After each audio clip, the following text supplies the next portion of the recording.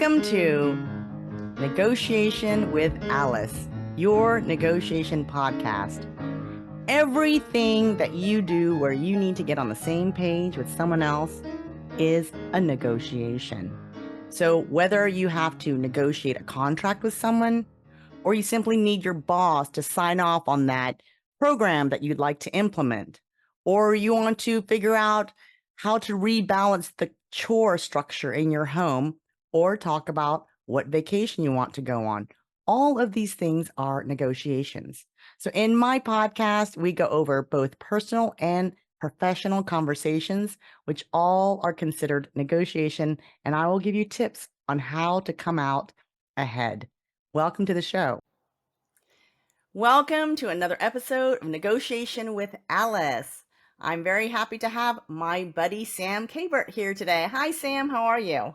What's up, Alice? Stoked to be here and see where this conversation's going to take us today. Yes, I'm very excited about our topic. Sam, if you could just let our listeners know the incredible work that you do, who you do it with, and what kind of results people are getting when they work with you. Yeah, absolutely. I work with a lot of visionary leaders and a lot of high performers, if you will. And most of us in our quest to achieve are very disconnected from not just our thoughts, but our feelings. So I help people to feel again, and specifically those parts of our life that are subconscious patterns that are hurting us. And by doing that, we can heal those patterns. So I do that through breath work, nervous system regulation, stacked with subconscious reprogramming. It's really like the mix of mental and emotional health. So that's what we're here for. And yeah, I'm stoked to have this conversation with you. That's wonderful. And so with that, that's a really great segue into the topic that Sam and I are going to talk about. Sam, you mentioned today something about self-gaslighting. Can you explain to my listeners what exactly that is? Because maybe people are doing it and they don't realize it. Absolutely. I feel like we're all doing this to a certain extent. We're negotiating with ourselves on everything, right? Like you had an example before we hit record of doing a previous podcast of negotiating if you're going to go to the gym or not, right? And when we realize that we can gaslight ourselves, not just other people gaslighting each other, but that's our own internal conflict, then it's so empowering because, to your point, we start to bring conscious awareness to those conversations that we're having within our head. And a lot of times this has to do with our own intuition, because going back to like reconnecting with not just our thoughts, but our feelings, most of us don't even really understand what intuition is. We might think, oh, that's a woo thing or that's spiritual or whatever it is. And it's like, no, when you get that hit of something, and then you hear that next voice or thought form that comes through, and it's like, no, no, no, not that. And then all of a sudden you start to spiral out and you let that other thought come take control. Then at that point, that's when we begin to gaslight ourselves. So can you give us an example of sort of like maybe a time when you recognize that you are gaslighting yourself?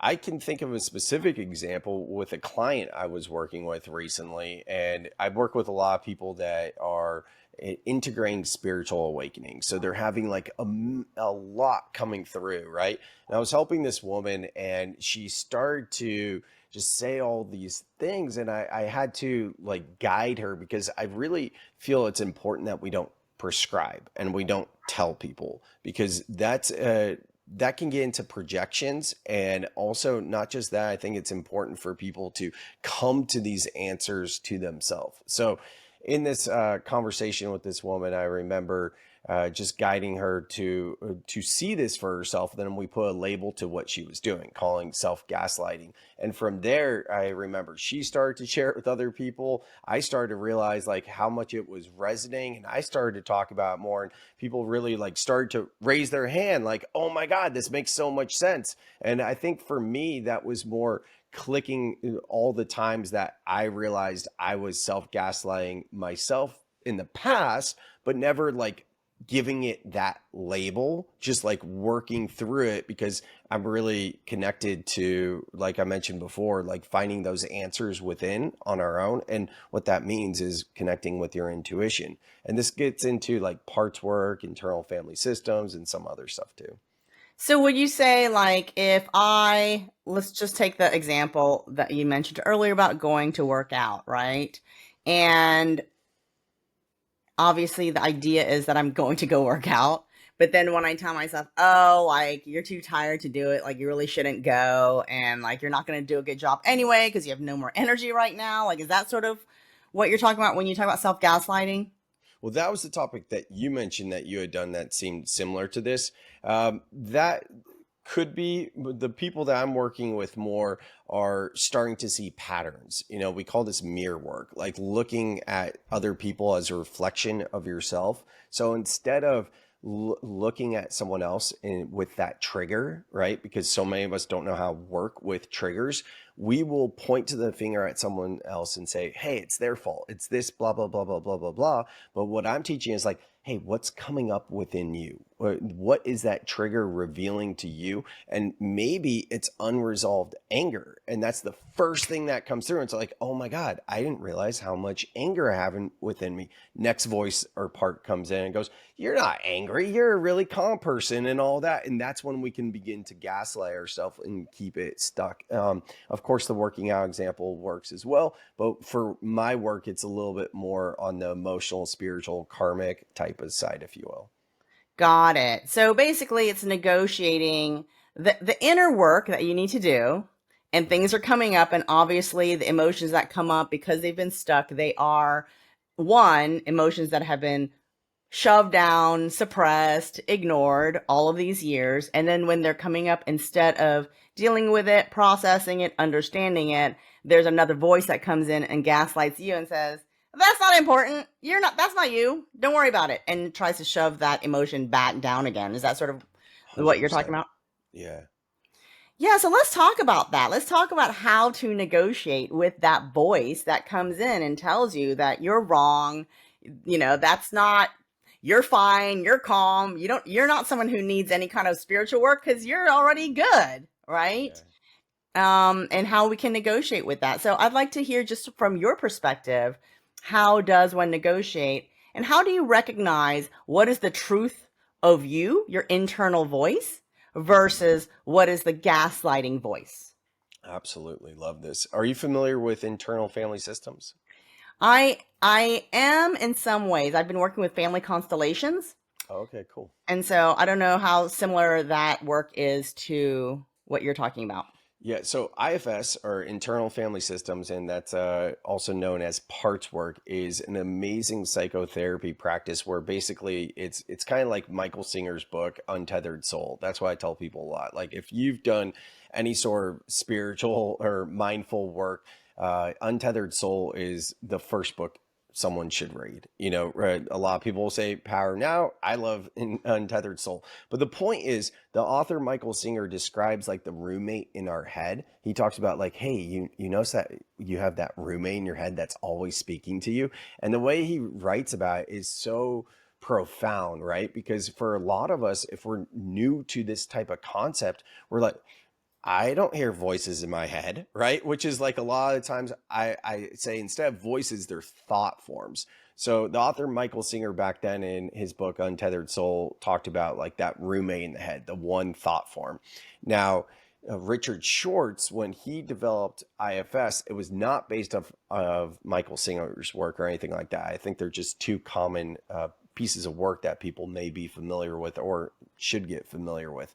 And Richard Schwartz created IFS back in the 1980s. And what he's basically saying is you don't have just that one roommate in the head, you have a whole host of roommates in the head. So in IFS traditional internal family systems parts work, there's like firefighters and all these different parts that represent different things.